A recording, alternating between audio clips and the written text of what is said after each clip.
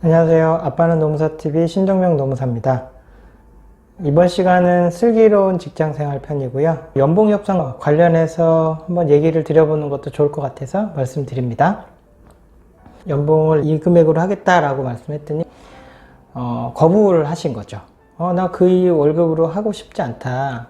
그럼 이제 통상적으로 내 연봉이 마음에 안 들어 그러면서 뭐 그만두시던가 뭐 이직을 하시던가 뭐 이렇게 하실 텐데 그건 또 아니에요. 그러니까 어떻게 보면 일종의 나는 계속 다닐 거니까 연봉을 좀 조정을 해달라. 그분은 연봉 협상이 안 된 경우죠. 어떻게 해야 되느냐 이렇게 이제 질의하신 분이 있습니다. 당연한 말이지만 잘 얘기해서 빨리 끝내셔야 되는데 만약에 그렇게 되지 않는 경우에는 노동법적으로 봤을 때는 기존 계약이 유지된다고 생각하시면 됩니다. 신규 계약이 갱신이 되지 않았으니까 기존 계약이 유지되는 거예요. 뭐 새로운 계약이 없으니까. 그래서 그게 뭐 1년이고 2년이고 협상이 계속 안 돼서 계속 그 임금이 유지될 수도 있는 거죠. 어떤 변화가 없다면. 그러다 이제 강제로 변화돼야 되는 경우가 생길 수는 있겠죠.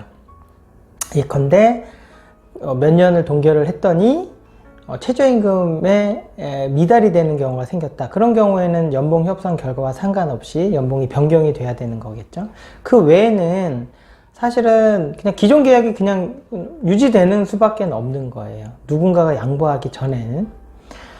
그러면 이제 연봉 협상 아니면 내가 이제 해고할 수 있냐? 그거는 또 아니죠. 왜냐면 어쨌든 연봉 협상이라고 돼 있잖아요. 연봉 협상이라고 되어 있는데 어떻게 그거를 협상이 안 된다고 해서 해고를 하거나 그럴 수 없겠죠. 변경되는 연봉에 동의하지 않는다 그러면 기존 연봉이 유지되는 것이고 그와 관련돼서 뭐 어떤 뭐 징계를 하거나 이렇게 할 수는 없다 이렇게 이해를 해주시면 됩니다. 다만 연봉을 깎는 경우가 있을 수 있잖아요. 연봉 깎는 거에 대해서는 사실 동의를 하지 않으면 연봉을 강제로 임의적으로 깎을 수는 없어요. 왜냐면 이제 사인을 안 하면 되는 거니까. 다만 연봉을 깎았는데 거기에 사인을 하셨다 그러면 이제 그거는 합의가 된 거기 때문에 그거 자체는 유효하죠. 그래서 임금은 떨어지는 거는 없다라고 생각하시는데 그거는 잘못된 거죠. 합의가 된다면 연봉을 깎을 수도 있죠. 다만 합의가 대부분 안 하시기 때문에 현실적으로는 이제 깎는 게 어렵다 이렇게 되어 있긴 하지만 어쨌든 연봉을 깎는 게 불가능한 건 아니다. 근데 사실은 저는 이제 연봉 협상이라는 말에 좀 어색함이 있습니다. 왜냐면 제 친구들 뭐 이렇게 봐도 또 저도 회사를 다닐 때 볼 때 연봉 협상을 내가 했던가? 이런 생각이 참 많이 들어요. 그냥 어떻게 보면 연봉을 그냥 제시받았다. 뭐 싫으면 기분 나쁘다 이럴 수는 있는데 뭐 다 올려주세요 이렇게 했던 기억은 없고 주변에서도 그렇게 뭐 연봉 협상을 했다는 얘기보다는 연봉을 얼마다 이렇게 이제 통보를 받았던 경우가 사실 대부분인 것 같고 이제 그거에 대해서 이의 제기를 이제 하는 경우가 가서 뭐 어쩌고 저쩌고 뭐 이렇게 얘기를 하는 경우는 있을 수 있지만 뭐 한 명 한 명 앉아서 TV처럼 뭐 3,000 할래요 뭐 3,200 주세요 아니요 저는 3,100만 줄게요 뭐 이런 경우는 그렇게 우리나라에서는 아직 정착되지 않은 문화라는 생각은 들어요. 오히려 중소기업 같은 데서 그런 문화는 있는 것 같아요. 좀 소규모.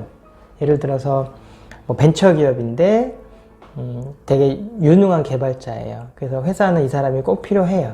그런 경우에 근데 다른 회사에서 뭐 4천을 준다고 한다 이렇게 얘기를 하면 회사 입장에서는 잡아야 되니까 뭐 4천을 맞춘다거나 아니면 근처로 맞춰준다거나 이런 경우를 뭐 협상이라고 하면 협상인데 연봉 협상 시즌이 돼서 한 명 한 명 불러서 막 이렇게 하는 그런 문화는 그렇게 많지는 않지 않나 이런 생각은 좀 들긴 합니다.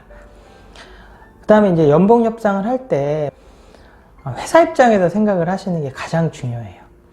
만약에 내가 사장이고 또 내가 인사 담당자인데 나를 연봉 협상을 한다고 생각을 해보시면 돼요. 그러니까 뭐 나를 저평가하라 이런 뜻이 아니고요.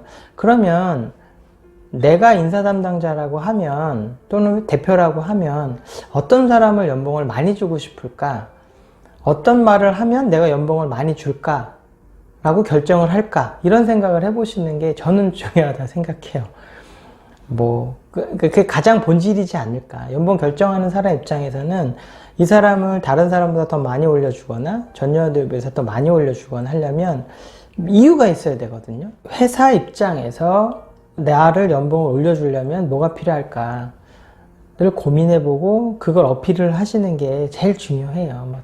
뭐 지엽적인 거에 매달리실 필요는 없고, 특히나 제가 하는 거는 미래지향적인 일을 어필하는 게 연봉 결정하는 게 참 좋을 것 같아요. 예를 들어서 대부분의 사람들은 올해 이만큼 했으니까 내가 잘했으니까 주세요 라고 하는 게 근로자 입장에서는 맞는 거죠. 내가 이만큼 성과를 냈으니까.